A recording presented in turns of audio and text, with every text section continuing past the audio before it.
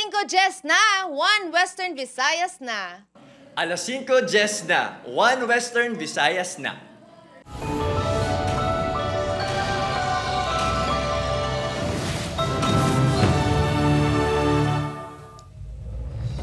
Mga balita ang atong tutukan subong nga Lunes. Naglabay nga Bagyo Opong nagtugas ang pagkaguba sang pila ka infrastruktura sa Panay. Pagkaguba sang porsyon sang 200 million pesos mega dike project sa Colase Antique, investigaran sang provincial government. Pila ka lugar sa Metro Iloilo, halos wala sang supply sang tubig bangod sa epekto sang baha sa Tigom River sang nagligad nga mga adlaw. Duwa ka magutod nga lalaki gintiro sang riding in tandem suspects sa Mandalagan, Bacolod City. Isa ka biktima na dulaan sang kabuhi. Pagpangsalisi sang isa ka lalaki sa Balaligyaan sa Leon Public Market na hulikam, baga may kwarta kay cellphone na taban. Kaginapahayag depektibo nga aganan flyover sa Pavia Iloilo target matapos sa 2026 suno sa DPWH 6.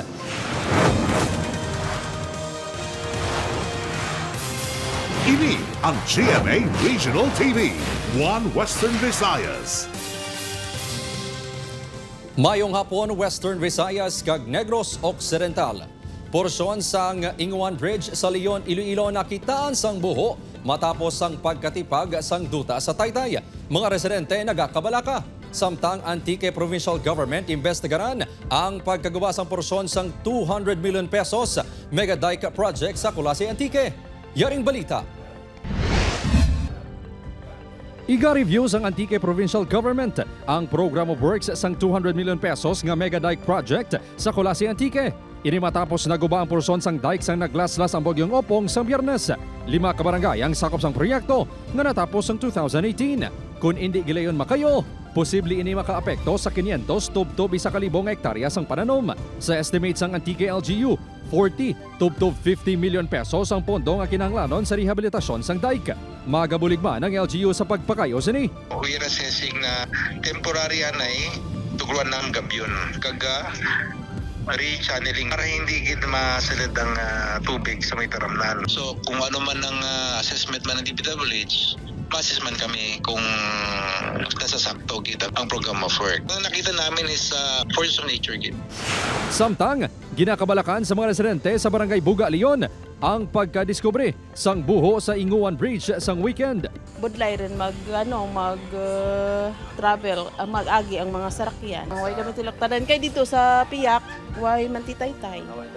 Na dito na utod.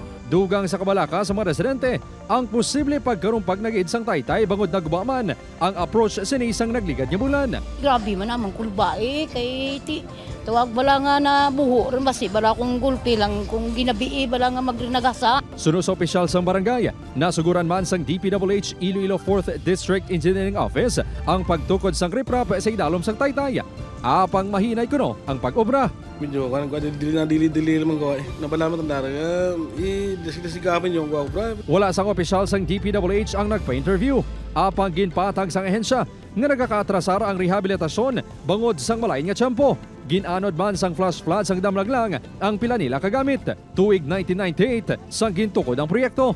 Hindi lang Barangay Buga ang maapektuhan kung marumpag ang ininga Taytay. Bangod diri nagaagi ang mga residente sang masobra 30 pa ka mga barangay diri sa Leon.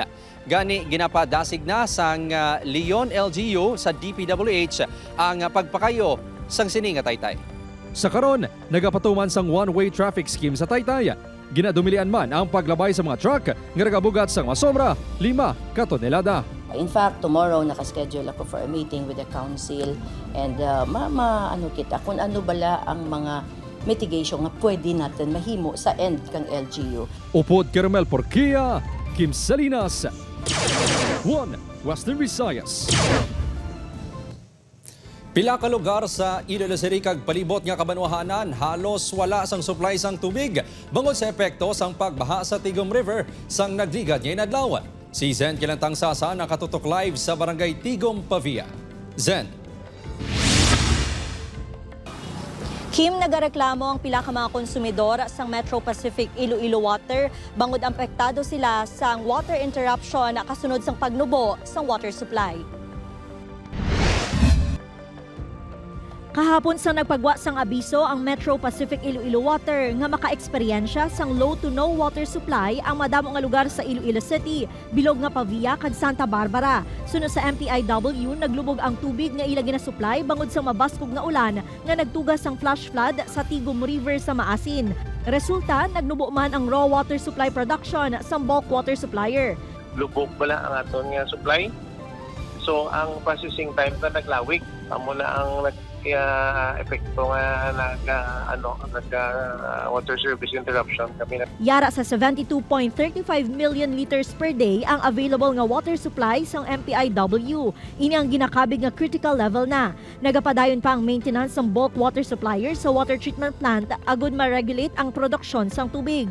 Diri sa barangay Tigom Pavia, nagaagwanta ang pila ka konsumidor sa pagsag-ob sa bubon sa ila kasilingan bangod wala nagatupod ang ila gripo. Naubos ng reserba nila nga tubig, gani ang natipon nga tubig ulan na lang ang ginagamit sa CR.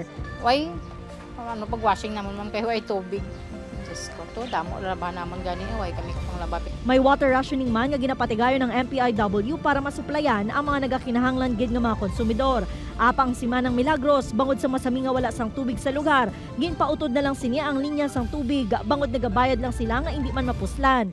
Di kayo bayad lang nga bayad, wala siluban, tubig.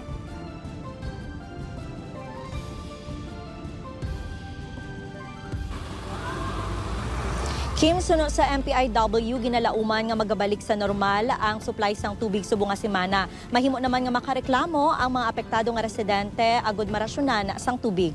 Kim? Manamogin nga salamat, Zen Kilantang Sasa.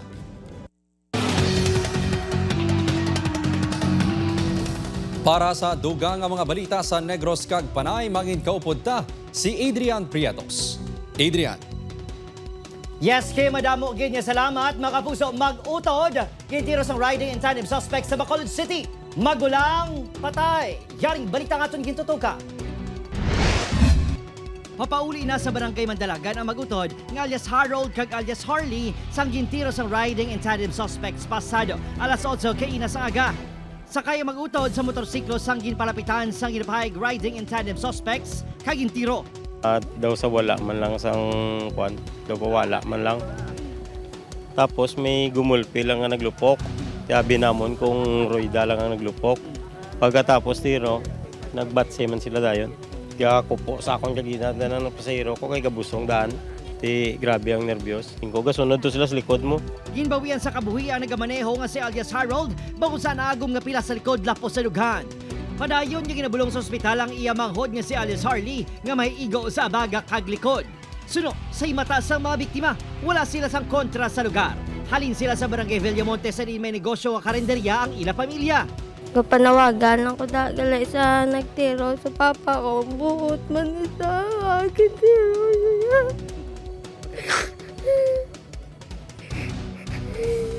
Anong lasyo nga istorya ni papa? Ang gabi. Ginakulit niya pa ako gabi. Amo na to gali siya gali. Wala pa sang matumod nga motibo ang kapulisan. Ginapadalman pa kung nga may dalang armas ang isa sa mga biktima. Maliban sa mga bayo, makita nato may ara tayo na recover na still unknown caliber pa no. Pati ipa-examine pa na sa crime laboratory, unknown caliber with may 6 kabalaman. No, which is subject for forensic examination. Sa sling bag kanina no, sa sling bag ato to ang pusil small arm, dibula. Upod, Kiril Casillo, Adrian Prietos, 1 Western Visayas. Baggamay unod nga kwarta kag cellphone na taban sang kawatan sa merkado sa Banuasang Leon. Pagpangawat na hulikam, samtang tuyo nga pagpangawat sang 3 ka lalaki sa isa ka balaligyaan sa Pototan, napurnada. Yaring balita nga aton gintutukan. Makit-an sa sining nga video ang lalaki nga naka-brown nga t-shirt kag naka-sling bag nga kasubong nga nagapanilag. Pareho nga daw nagapangita ini sang tiyempo samtang may babae pa nga customer. Paghalin sang babae, madasig sining nga ginkuha ang itom nga bag. Wala pa ini na kontento, ginkuha man ang 1 ka galon sang mantika. Ang lalaki, ang sospek sa pagpangawat sa likod nga porson sang balaligyaan sa Leon Public Market, pasado alas 7 Sabado sang aga. Sunod sa tagiyasang bag nga nagatrabaho sa Balaligyan, pasado las 9 na sinin hibuloan ang insidente bangod sa kasakon. Unod sa bag, ang 5,000 pesos nga cash, cellphone kag t-shirt. Tingala niya kung wire nito ang bag ko. Kung makakumandad ka nga kanya personal nga gamit. Panidad, kung hindi lang dad mabalik ang kwarta, cellphone na lang kay pang komunikasyon. Pati isa kagalon sa mantika nga nagabalor sa 1,160 pesos ang gintaban sang kawatan. Magwa sulod kita, ginsirada na naman sa likod para hindi para dire lang kita na ng entrance exit katawag lang. Dire lang sa tubang.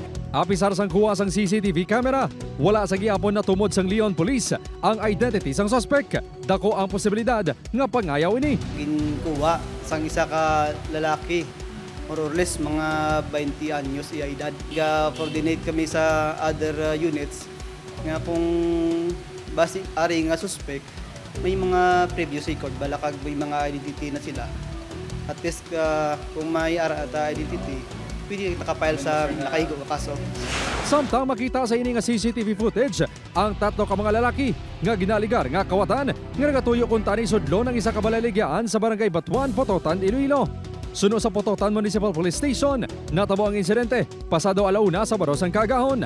Nagpaandam naman ang kapulisan nga pisar nga napaslawan ang mga ini nga sudlo ng balaligyan. Makatalagam ini, ilabi na nga madamo man sa ginawatay nga nagaluntad sa banwa. Padayon pa ginausisa sang kapulisan ang identity sang mga sospek. Upod Kirmel Porquia, Kim Salinas, 1 Western Visayas.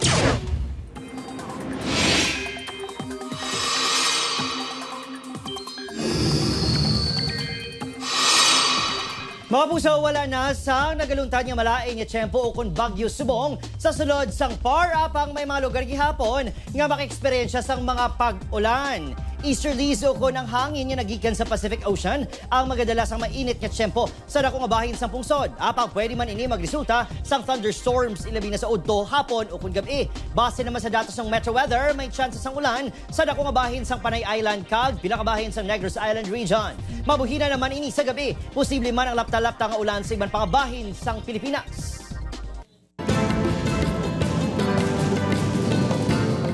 Atensyon sa aton mga kapuso nga motorista, good news kag bad news ang dalasang paghulag sa presyo sang gatong buwas.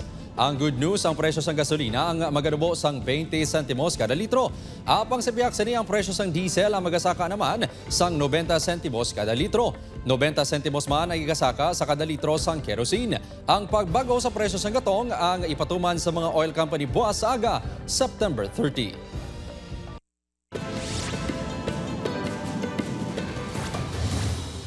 Nasapon nga wala na sang kabuhi ang lalaki nga unang report nga ginaanod sang tubig baha sa Valderrama Antique. Nakita ang lawas ni alias Jeff sa suba sa barangay Ilaures, Bugasong Antique. Antes sininaanod, nangahoy kuno ini upod nga utod. Apang hinaling nga nagbaskog ang tubig dala sa malain nga tiyempo. Nasapon ang bangkay sang 29 anyos nga si alias Mart nga duha na kabulan nga gindeklarar nga missing sa sitio Kotkot, barangay Mabini, Cadiz City. Positibo nga ginkilala sang iya mga himata ang biktima nga nasapuan sa mangunguma sa lugar. Ginapasuni nga nagasuprer sa nervous breakdown ang biktima, rason nga posible nakalabot sa lugar. May mga pila sini sa ulo sang nasapuan. Ginapatihan nga nakadali na sini kag nagtupa sa bato. Nagalin sa storage sa mga tela kag iban pa nga mga gamit sa catering ang kalayo nga naghahalit sa pitutanan ka mga pamalay sa sunog nga nagluntad sa barangay Our Lady of Lourdes, Haro, Iloilo City sa nagligad nga semana.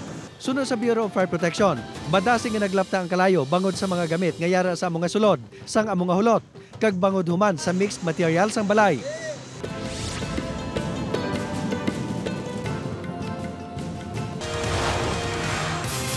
Ini ang GMA Regional TV, 1 Western Visayas. Access Road kag Seawall Project sa Banawasang Tigbawan, Iloilo. Nagatugas ang baha sa mga barangay sunod sa mga residente kag barangay officials. Proyekto binulan na nga delayed. Si John Sala nakatutok. Kinaanda na nagaka-eksperyensya ng pagbaha sa barangay 9 Tigbawan, Iloilo sunod sa pila ka mga residente. Apang madasig man nga nagahubas ang tubig. Apang halin sang ginubrang access road kag Seawall Project kay ini sa barangay kung maglain ang tiyempo. Kasubungan nangin suba ang komunidad. Madugay pa nga mahubas ang tubig. Hindi gid guro sir nga makabulig kay ti isang ara na da. Grabe ang tubig nga no. Kay ang arap lang tamburong sir ng taas. Tapos gasulod gid ang tubig kung ibawa ano tawag na gasulod ang tubig syempre di ang sa mo nalin dito ang tubig sa babaw tapos alin diri matabo sila kundi baha gid kami. Suno sa barangay officials mangud mas mataas ang tamburo nga ginhimo sa kontraktor, madugay ang paghubas ng baha. Dugang pa nga kung magtaob, nakasulod sa barangay ang tubig halin sa baybay.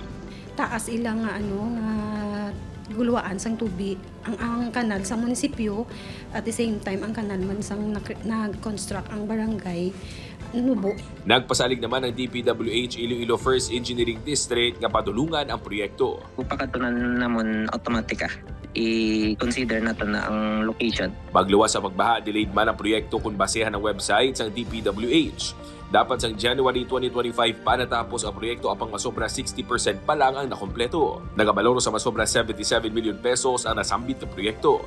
Apang sa kay Engineer Leysa, ang porsyon nga makitaan nga wala pa matapos, ang bangod nakatuon ni sa pribado nga duta kag pauntat sang Tagiya. Ginhali na lang gani sa DPWH sa bahin sa barangay Tanpael nga kaigod man sa barangay 9. Ang sa Tanpael, ang sa karon 75% completed na kag sa Nobyembre sila nga tuig matapos. Sang nag-drive na kami dito sang files gin panggabot lang namang kay tisip karon ma-trespassing kami kun wala kami bla permit sa Tagiya kay sang pagang obra namon without nga tubig na siya wala na may gapan nag-iya pa so kay may mga ginpakita siya nga documents. Upod kay Hans Desierto, John Sala. 1 Western Visayas. Mabusuhalong wala na sa kabuhi sa nasapuan ang 79 anyos sa si alias Nando sa Suba nga sakop sang barangay Guadalupe, San Carlos City, Negros Occidental. Sunod sa kapulisan, wala nakapauling biktima humalingin sa tinalikdan niya Biyernes matapos nagtanom sang saging sa kilid sang Suba. Posible nga nadanog ini bangod sa malaing tiyempo kag nahulog sa Suba. Wala sang foul play nga ginalantaw sa kamatayon sang lalaki. Bali na ako kalan, siguro rin siya, tapos nahulog. Siyempre may itan niya rin siya. Wala na siya dahil ma-resto, kaagto na natapuan.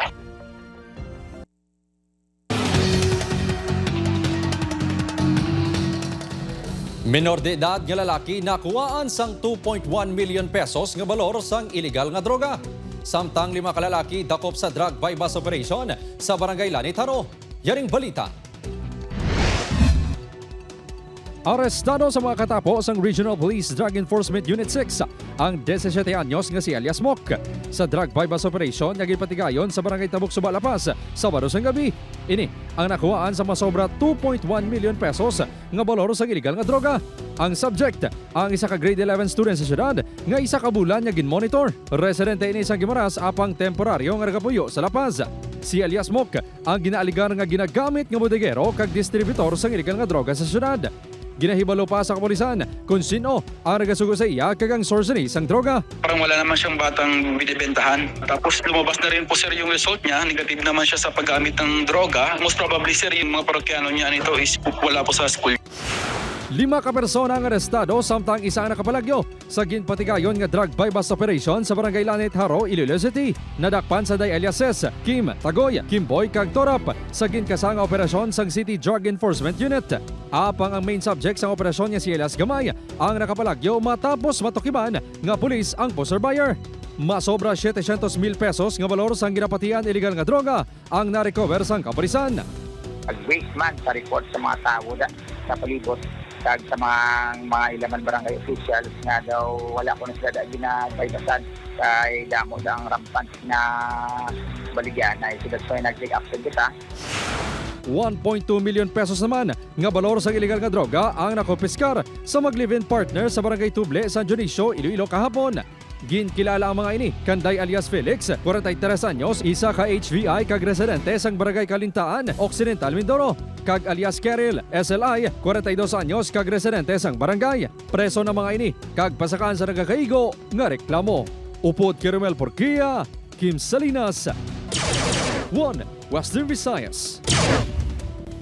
Mabusang ginakabig naman niya gun for hire ang subject yung inserbihan sa warrant of arrest sa kaso ng murder kag homicide sa Sipalay City, Suno sa Bacolod City Police. Ginakabig ini nga top 2 most wanted person sa municipal level sa kaso ng murder kag top 3 naman sa kaso ng homicide. Na-recover man sa balay sa suspect nga si alias Jomar, 37 anyos ang nagkarilain niya kalibre sang pusil kag magazines. Ginpay dalom sa forensic investigation ang mga armas kag nagmatch ini sa mga armas kay gamit sa siyam ka shooting incident sa Bacolod City kag 4 ka insidente sa Negros Occidental.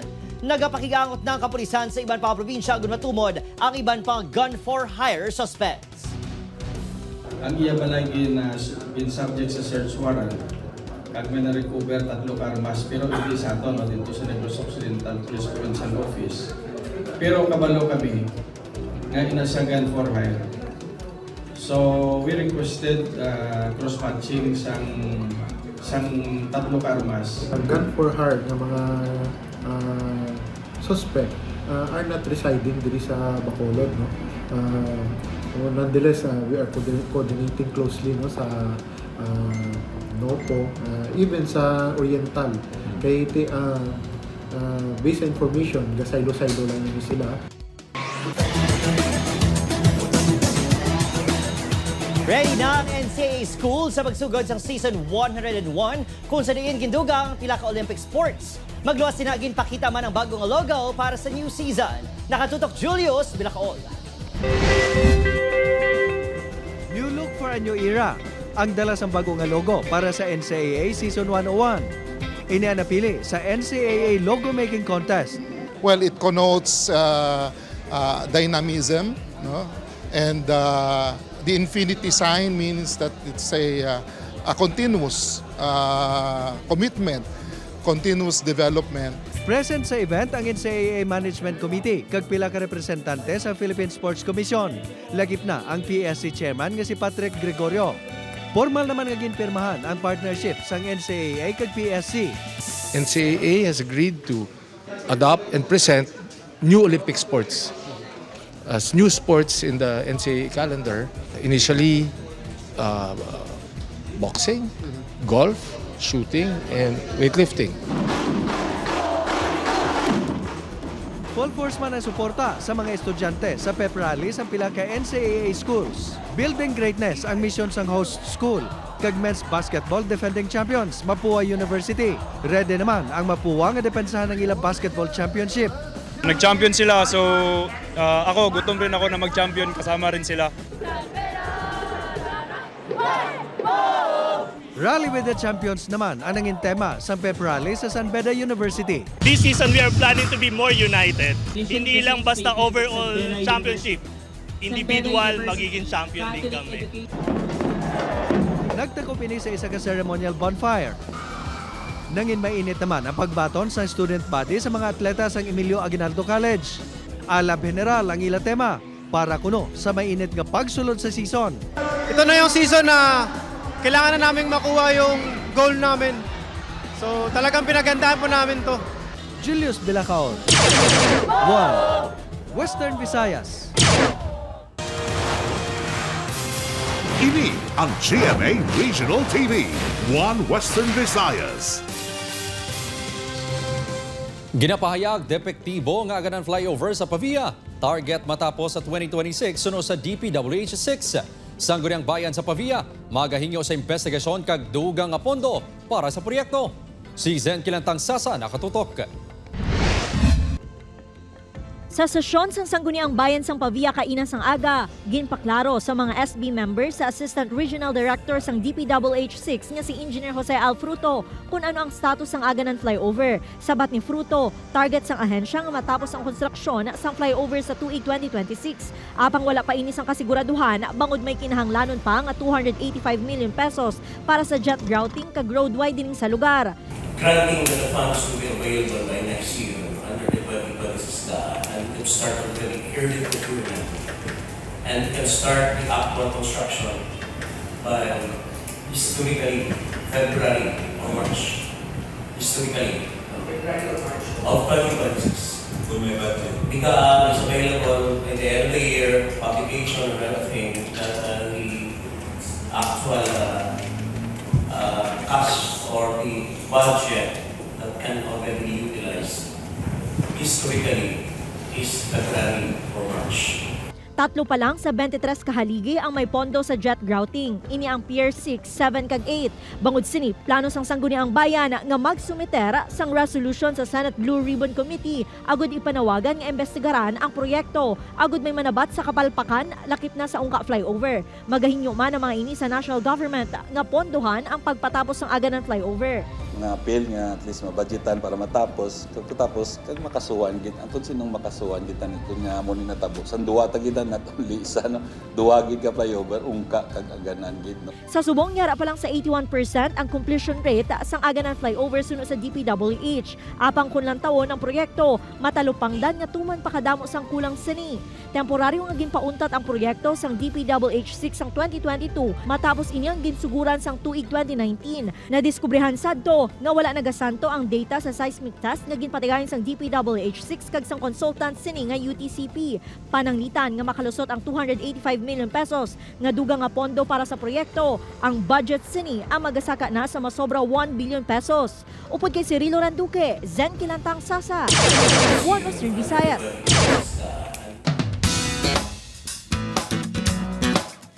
Mabusari na dapat bantayan sa Encantadia Chronicles Sangre.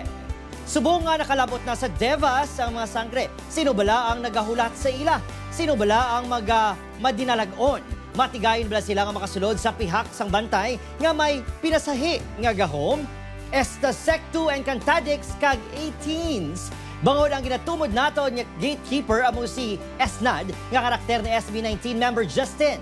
Dream come true kuno para sa iya ang malakip sa series, bangod handom man iya nga mangin aktor. Nagpaidalo ini sa acting lessons pati man sa fight training. Bantayan inatanan sa Encantadia Chronicles Sangre 8 PM pagkatapos sang 24 oras.